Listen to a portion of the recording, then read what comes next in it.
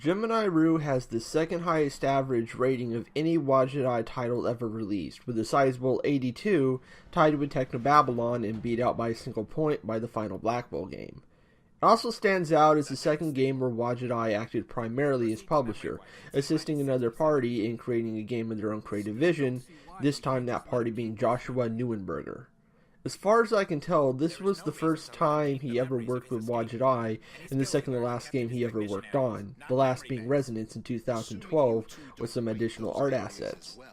I'm curious to why this is, but after playing this, I'd say he managed to make his dream game and has nowhere else to go. I'm not as in love with Gemini Rue as many others were, though my complaints are relatively minor looking at the whole game. Questionable mechanics don't negate the sheer beauty on display, even if the narrative itself goes in some fairly predictable directions for this genre.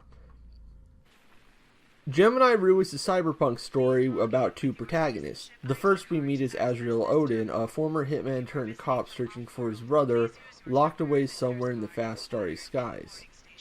The other protagonist, Delta 6, is a prisoner of Azrael's ultimate destination, Center 7. It is a rehab center that mind wipes and brainwashes its convicts, and they're under control and used by the Boryakodin, basically a super space Yakuza.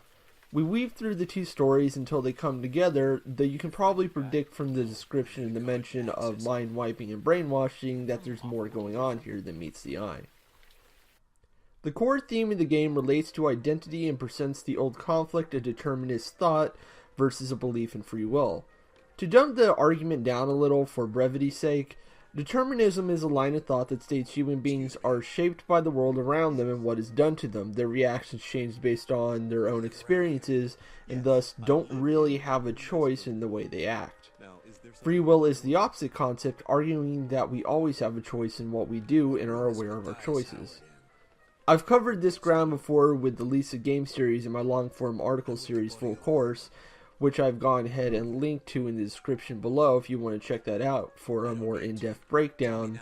But where the Lisa games lean more towards determinist thought, exploring how trauma hampers our ability to make good decisions, Gemini Rue lands in the opposite camp.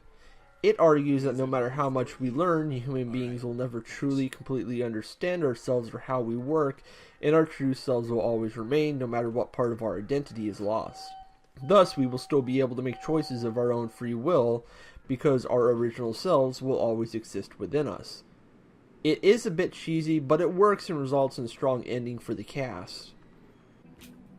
The story itself is well paced and engaging, though it does have a slow spot during one of these Center 7 segments, with a amount of backtracking that is incredibly obnoxious.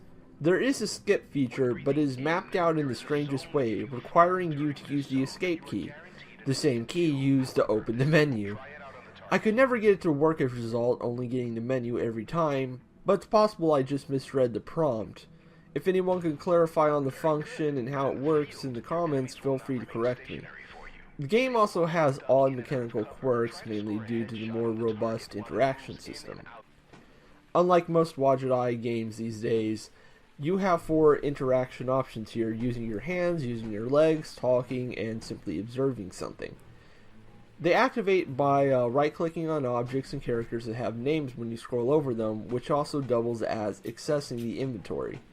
This works fine for most of the game, but it results in some learning curves for those not used to old-school point-and-click conventions, managing to avoid frustration through fairly simple puzzles. I'll also admit that there was one point, the only point in the game, where you have to use an item in your inventory to affect another item in your inventory. That confused me because I didn't realize the only way you could open the inventory was just to right click on highlighted objects. The combat system is also much less effective. There are moments where your character is ducked behind cover and can get into firefights, which amounts to poking your head out of cover, making shots, learning a rhythm so you can take a breath and make a headshot for an instant kill. It's satisfying to land one of those perfect shots, but the majority of the battles come down to hoping you can get a shot in and break the rhythm into enemies firing at you before you die and have to start all over. It's more frustrating than anything and ultimately feels out of place with Azrael's characterization as an angel of death striking at the underworld. He's about as durable as wet tissue paper, honestly. I also draw some issues with the existence of the Boryokuden. The vast majority of cyberpunk is obsessed with Japanese culture, partly due to cultural trends as America grew more xenophobic over Japan's increasing technology advances.